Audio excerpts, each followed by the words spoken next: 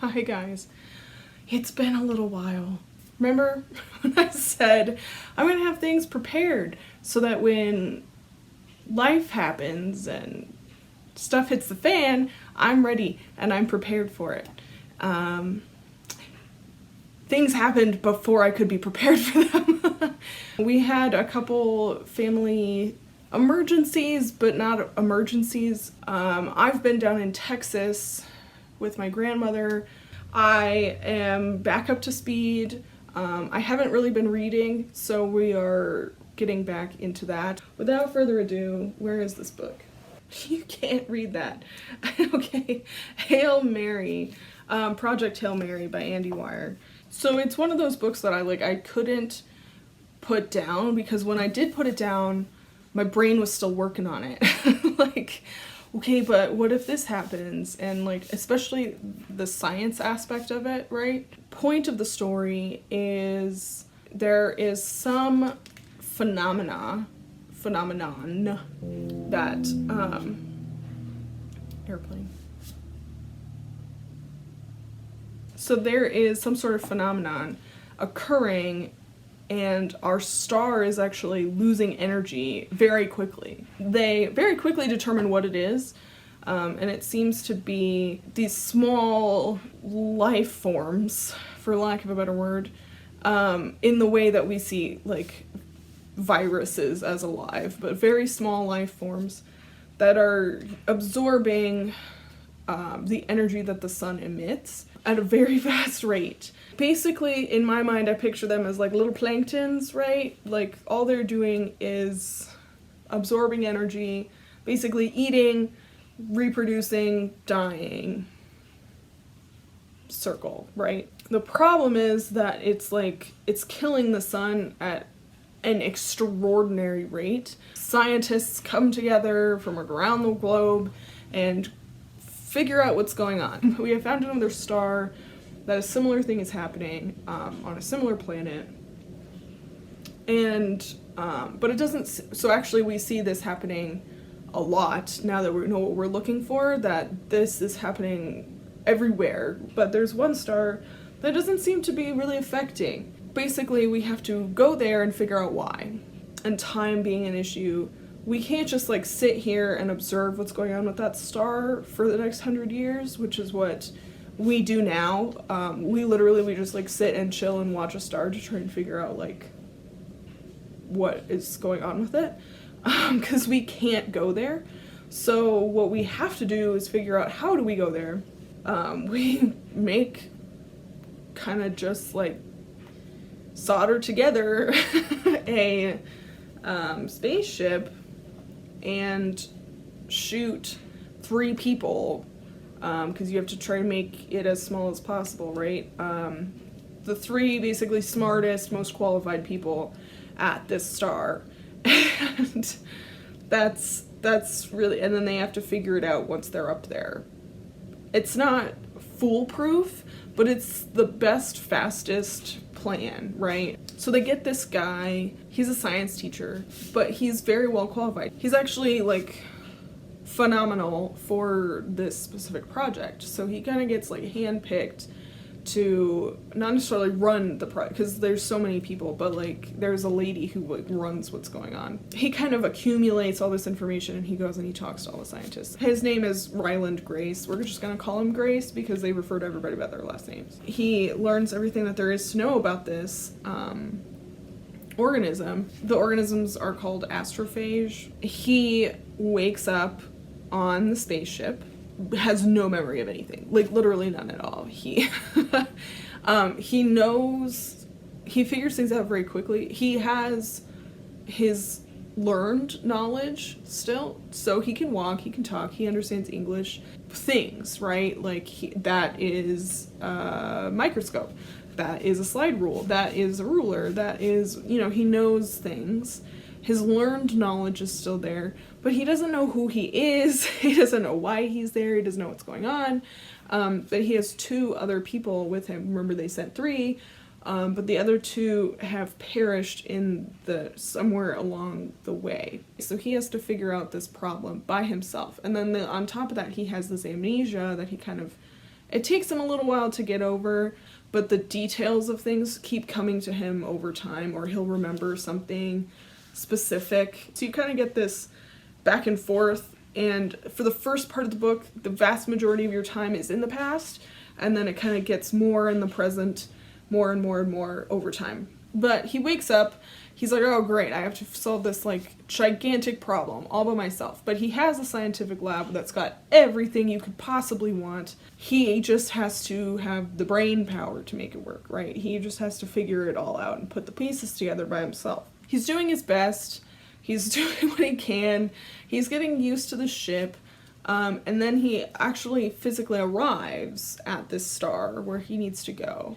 When he gets there, he realizes somebody else is already here. There's so much that like the summary doesn't even give it justice, right? And I feel like this is actually one of the longest summaries for a book. It's so involved, and it's so frustrating to me as a person because most of the time I either read books that my friends have read, or I read something and I have them read it with me. This is one of the only times that like nobody has read this book and nobody is going to read this book with me for a very long time. And so we need to have a discussion about it, friends, because I need to talk to somebody about it. So there will be a discussion at the end, and I will let you guys know when that's happening so y'all can click away if you haven't read it and you don't want spoilers. I love this book. The author's writing style is fantastic. The ratings on Goodreads, there is not a single rating less than 3 stars. Not a single one. Unanimously, everybody likes it. It's more neutral criticism than like negative criticism, but it's like, it's too sciencey is the biggest thing, is that it's kind of hard for laymen to follow the science aspect of it. And so there are huge chunks that people just kind of skipped over, or they didn't understand it, so they read it, but it's gibberish to them, which I get. I totally understand. I was raised by an engineer. Anything science, math, or technology, I'm very much keyed into. And I'm not by any means at all like really that keyed into it, but I could understand everything that was going on in this book. I think maybe there was like 4 or 5 things that I didn't know 100% what they were. I feel like it's pretty simplistic explanations of the science behind certain things. Then, like I said, that's the biggest thing, is some people are like, I really just didn't understand, or I had to look a lot of things up. But I actually feel like this is an overly simplified version, but it's 100% accurate. Like, this is what we do. This is how we currently look at the world and other worlds. It's a complex process. But he does his best, the author, to really kind of simplify it and make it accessible to the average person. So if you went through the public education system, you should understand a good portion of what was going on. You just might, like I said, have to look things up, or skip over things, or it might just not resonate with you the same way it resonates with me. There's nothing wrong with that. But I do feel like the vast majority of, at least Americans, are going to have access to the kind of information one would need to understand every single thing in this book. Long story short, to summarize what I just said, I think the author did a very good job of making it accessible. I think that's phenomenal. He did a very good job at that, making complex situations very simple. So then there's his writing style, and his writing style is very, what's the word, like, not colloquial. Yes, but no. It feels like he's telling you a story. It's more like when you come home from work or from a trip, right? And you're telling your best friend, all right, this is what happened to me when I was on the trip. And also, I mean, it's first person, so that helps. It's nice. I like it. It's good. I'm not great at explaining this. So if somebody out there is like, I know what she's trying to say, please tell us all, because I'm really struggling. It's also like 7 o'clock in the morning, guys, so forgive me. Maybe I need to go back to bed. Point is, what else is good about this book, right? Author is great. Author is fantastic. Content is great. Yeah, reviews are great. Like I said, not a single, at least on Goodreads or Amazon, not a single negative 3 or higher, and the people who were doing 3, because that's where I looked for negative reviews, most of it was like the science just went over their heads. But also keep in mind, there was like, was it less than 10% or something was 3-star reviews. Let us end the review portion, and we are now going to move on to the discussion portion. Everything, links and everything are down below. If you have comments, questions, you just want a discussion, go ahead, post it down there. Tell me all about it. I will have a discussion in the discussion part of my channel. Like, go to my home channel page, right? And then there'll be like little tabbies. It's like home, videos, whatever, discussion. Go to the discussion thing and we can have an actual in-depth discussion about this book. So please, down here in the comments, don't post anything that could ruin the experience for somebody else. I will see you guys again with another video very soon, I promise you, and we will get into our discussion. All right, 3, 2, 1, go. All right, we are in discussion time now. Let me just say, Rocky. So in my mind, he's like a cartoon in my brain, because I really don't know, without like a picture, I really don't know what he looks like, right? He is a rock with legs. I get it. He is rocks. But in my brain, he's like this like animated cartoon comic version, right? Because I really don't know what that would look like in real life. A spider made of rocks. What's that, that rock Pokemon called? That Brock has? Basically, I'm picture Rocky like that, but with legs. Like, his little self and his personality is hilarious, because he gets upset about these things, and like his little mannerisms, like, he is so cute. And his species, because I feel like probably as a society they all have similar mannerisms. I think it's so interesting that they both came to this meeting, right, basically with the same kind of understanding of how to communicate. This is how we teach children to talk, right? This is how we interact with people who are human, who speak different languages or different dialects. So we point at things and we say, look, that's literally how you teach people how to speak your language. Now, what is most interesting to me is Rocky's ability to learn that and process it instantaneously. Like, anytime he's told something, it's in there. It's in there for good. He doesn't have to relearn it later. It's fascinating to me because why does he know that? It makes me so curious about their culture. Like, do they change languages? Like, does their language change so often, or do they interact with so many different alien species? Having no vision and having to hear things, like, you do need to have a different kind of a brain process. I would love to have that kind of retention because I forget things all the time. My memory is terrible. So anyway, Rocky, great. His species, great. Super interested. I almost feel like I just want a book on him. I just want to know what's going on with his life. And how do you live? And what does your planet look like? And what does he eat? Do they have plants? She's very distracting. Okay, so what else? Rocky's great. We've talked about the sciencey aspect of it. I love the science of everything behind it. He did a ton of research. He's just a knowledgeable man to begin with. Cat fur all in my face. Can you see it, like, floating in the air here?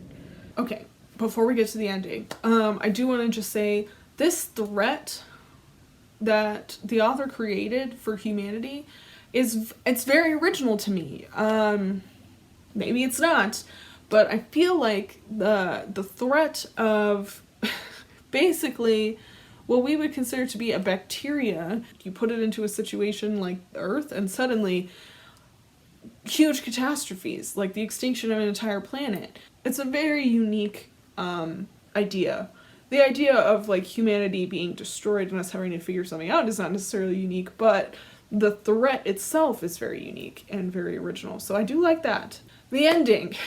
Let me tell y'all, I'm not satisfied.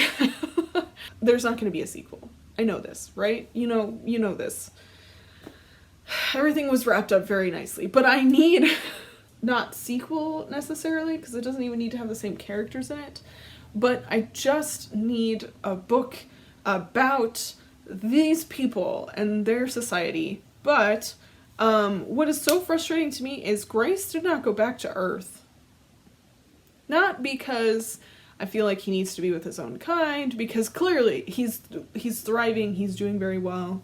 I would need to go back to Earth because I need to know Earth is there. You know what I mean? I don't just need to know Earth found a solution, and I'm the kind of person that I need that. I need to know because I don't trust I don't trust it. In my mind, right, there's the possibility that Earth got his information, figured it out, got the astrophage where it needs to go, did all the things. They had so much else going on bad that they did to themselves that I genuinely worry that even though they have the solution to the astrophage, they don't have a solution to what's going on. When they get it all set up and going, the sun is going to go back to the way it was. And Earth is not going to go back to the way that it was. I just feel like it's going to mess them up. It's going to mess them up bad and horrendously. And because of who I am as a person and like my needs with closure and my trust issues with humanity as a whole, I'm very worried.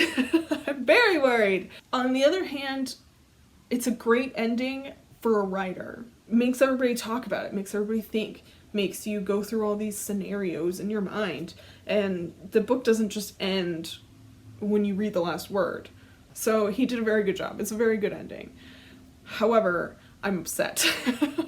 Okay, so some people did not like the back and forth through past and present, basically, for various different reasons. It doesn't bother me. I liked it. I preferred space-time more just because there was a lot going on in space-time. But I didn't have a problem with the back and forth. I think it's there for a reason. It serves its function. Some people don't like it because they don't think it's realistic, blah, blah, blah, blah. I really don't want to get into the science of amnesia, various amnesias, but it's not the same in everybody, but there are certain kind of rules, and all in all, he follows the rules. There are certain things that, yes, it's convenient that he remembers certain things at certain times, but it's also fiction, and it serves a purpose, so we need to know certain information about the past in order to broach something in the present.